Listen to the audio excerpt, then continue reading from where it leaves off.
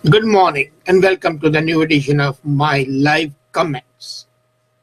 Recently, last Friday, there was the periodic review, which officially they call Universal Periodical Review of United Nations Human Rights Council in Geneva. And there the Indian representative made a statement. In fact, it was a diplomatic direction to the government of Canada. And India, in clear terms, stated that it wants Prime Minister Trudeau government to do more to prevent people from misusing their right to freedom and freedom of expression to incite violence and glorify terrorists as martyrs.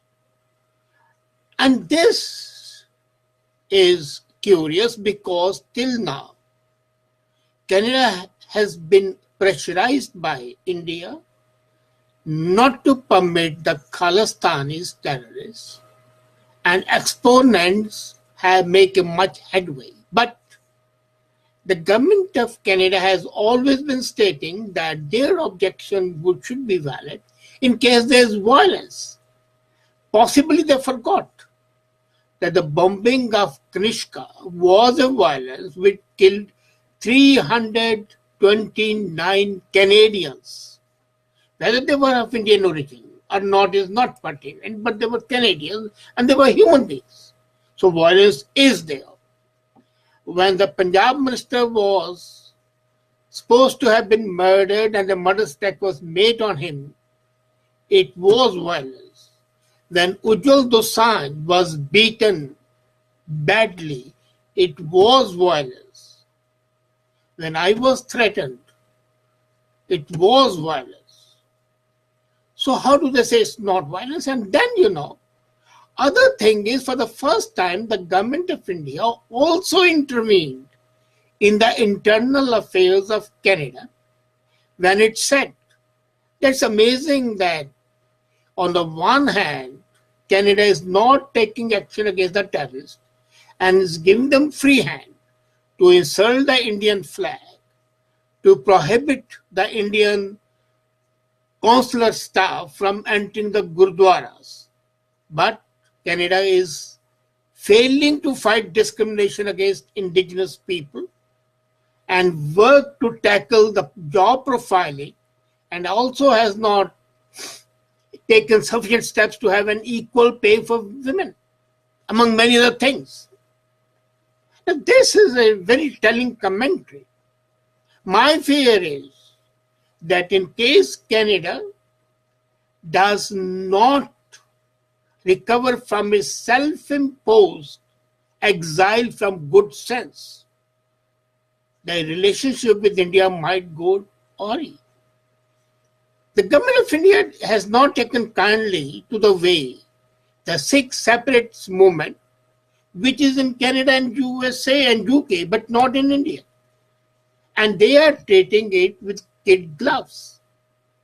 This was also the flashpoint when Trudeau visited India last July. But that hasn't helped. Now imagine the reference to the terrorists being glorified as martyrs is because when Trudeau was addressing the Baisakhi Mela, the picture of Talvinder Parmar was there in the background.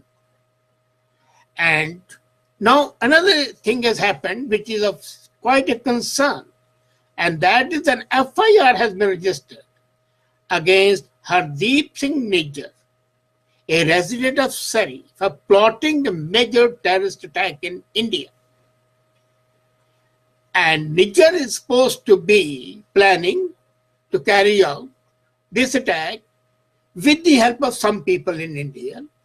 And then this FIR is in fact the first step towards the government of India asking for extradition of Nijjar from Canada to India.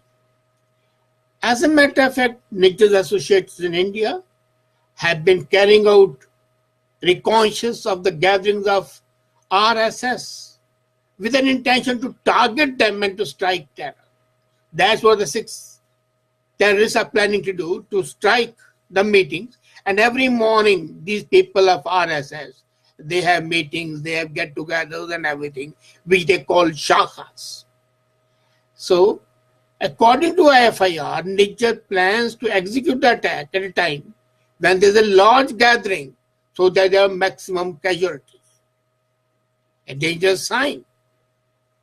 But he's being defended.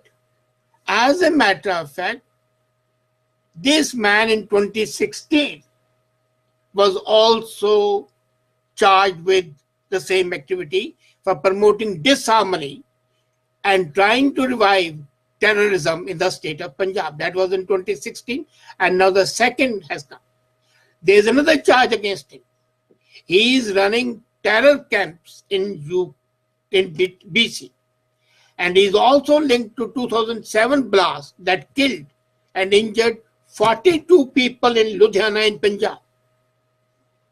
And the terror attacks are in the eyes of RCMP and CSIS. And they had already stated that this can have serious repercussions. Now, another very interesting thing has happened in the meantime. An identical person like Niger who is promoting, there is a person, Gurwant Singh, in Australia. And 3 days back, Gurjant Singh was deported from Australia to India on the same basis for which the government of India is asking Niger to be deported, the second stage, as I told you.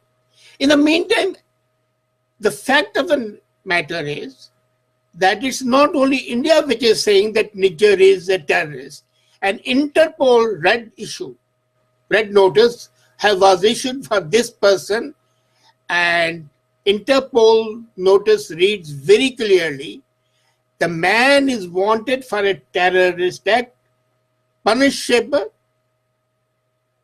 and the act is likely to cause an explosion, keeping them to endanger human life and property, and he is a fit case of punishment for such offenses.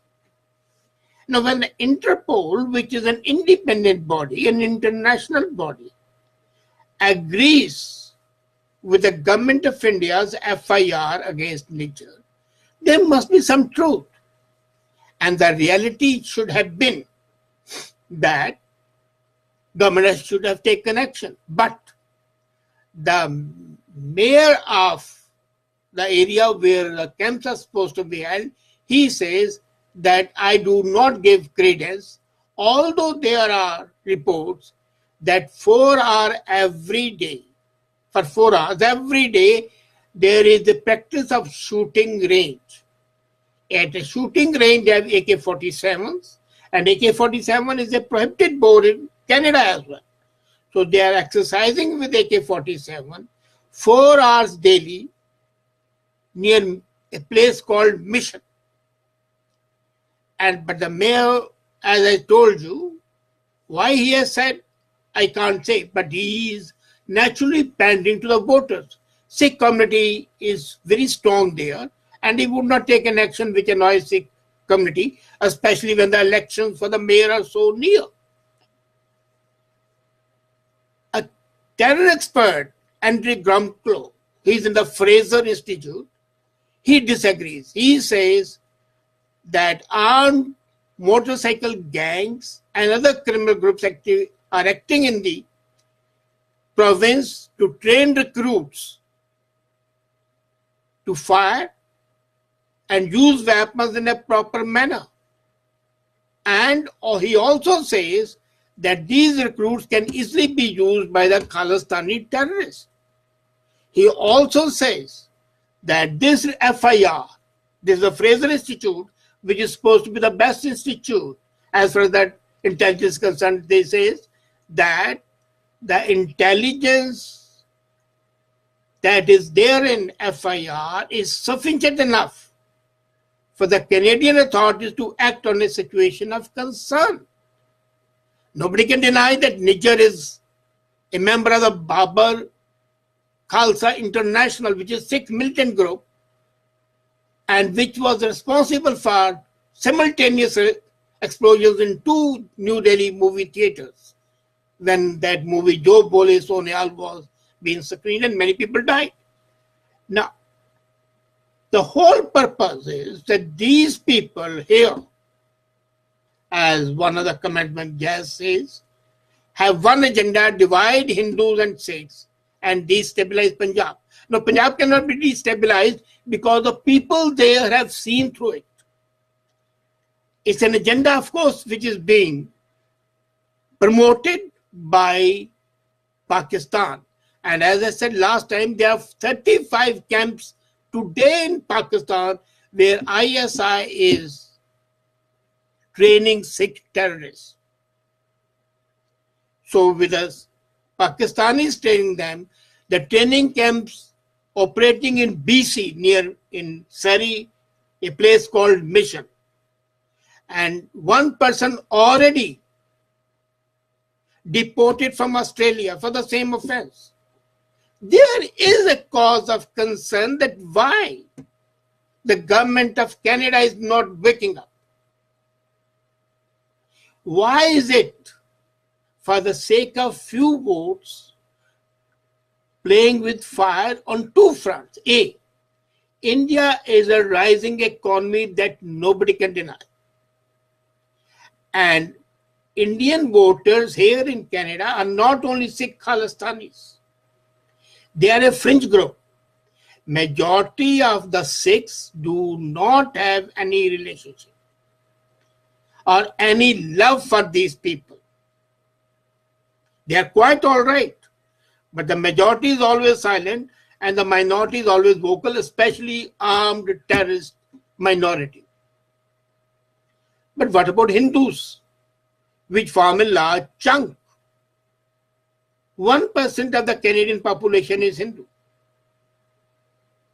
So do they think that those people will vote for the government which does not check terrorism?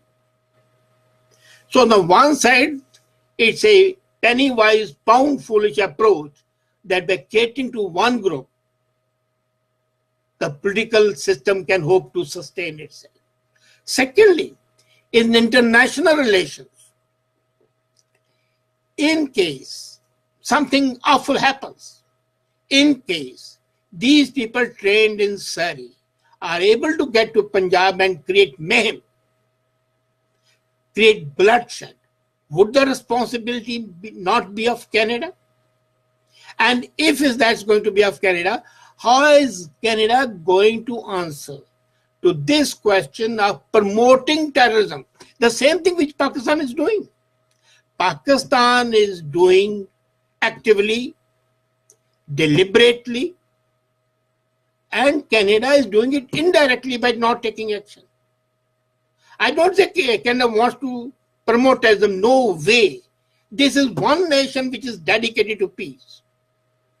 But by closing the eyes to the reality and not taking immediate action, especially when Interpol has issued notices and the government of India has given an aid memoir. With the help of that aid memoir and with that because of Interpol notice, government of Canada should have no hesitation in putting Niger on the first flight to India. Let's deal what the judicial system in India would say. And we know that judiciary in India is very proactive and very independent. They have taken action and they have against the government and they have released people whom the government wanted to harm. So why is that clearly cut independent judiciary not being trusted? And another thing which is there, sometimes we say that we don't know it, but we want to learn it from our neighbors.